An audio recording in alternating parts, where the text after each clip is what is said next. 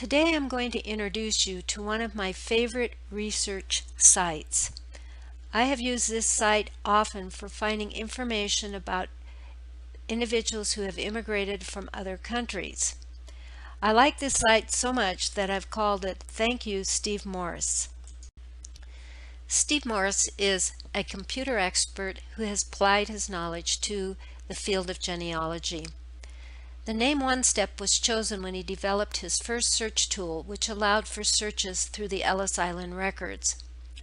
A search done from the ellisisland.org website involved many steps, whereas his search tool allowed you to do it in just one step.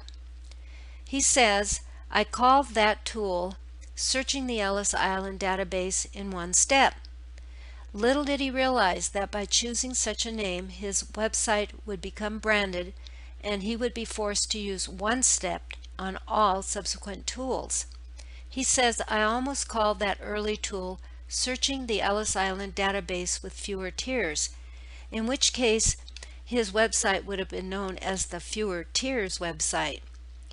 In my own words, it is a way of searching passenger lists, especially Ellis Island, many censuses, selected city records, and some British records, using specific criteria that searches only on the target information. The web address is www.stevemorse.org and will open to this home page. The box in the upper left has been enlarged on the right. From there you can see that you can search Ellis Island and Castle Garden, other ports, U.S. censuses, Canadian and UK censuses, New York censuses, vital records, and other tools that may be useful in your research. In addition to Ellis Island, dating from 1892 to 1924, and Castle Garden, which was the New York port of entry before Ellis Island, you may also search the passenger list for Baltimore, Boston, Galveston, New Orleans, Philadelphia, San Francisco, Hamburg, and Canadian border crossings. An important feature of each of these ports is that there is also a way to search the ship list. Often you may not be able to find an immigrant in an index on either Family Search or Ancestry.com, in which case you may be able to find them if you know some information about which ship they arrived on and what date they arrived on. You may be able then to connect up with the actual ship manifest and do a hand search for that individual. On the home page, there's a drop-down box where you can search on specific ports, and you do not need to re-enter the information for the individual. This is handy so that you can go from one port to another looking for information. The $ indicates that you will need a subscription to Ancestry.com. There are other ways to connect with Ancestry without a subscription, and I will show you that in the next presentation on Steve Morse. Generally speaking, a search page for immigration will look like this with numerous options for searching. With regard to the first name, you may use the options of starts with or is, sounds like, or contains. The last name could be also searched with starts with or is, sounds like, or is phonetically like. You may also enter the first name of a companion if known, the name of the town from which an immigrant came, the ship name, the port name, and then you may specify more information such as the dates of arrival, the age at arrival, and the year of birth.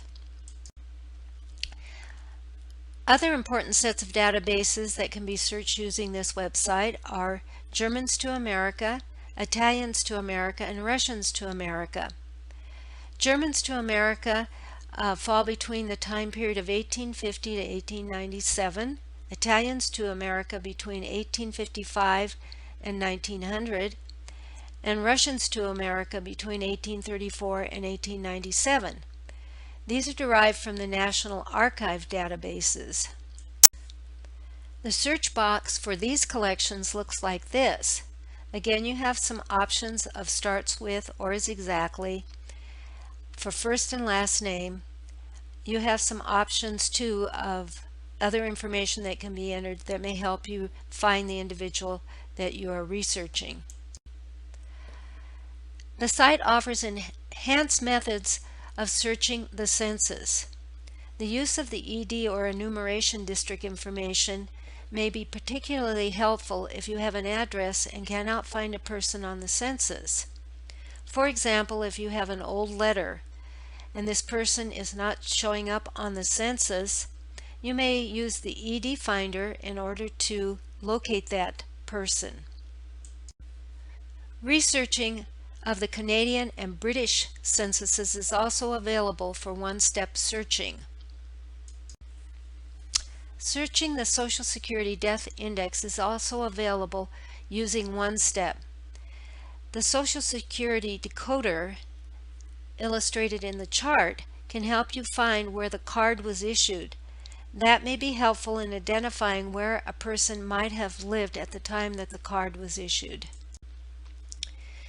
If you are researching in New York, you will find this a useful site for state censuses. There are censuses available from 1892 to 1925. If you are interested in records of birth, marriage, and death occurring in New York City, this is the site for you. Notice that there is a new feature, which is the index for marriages from 1907 to 1995. In a subsequent presentation, I will show you how to use some of these indexes and then how to locate the actual record using FamilySearch.org. Research in Illinois may be also easier using the one-step method. Here you can search the vital records for Chicago and death records for Illinois previous to 1916 and from 1916 to 1950.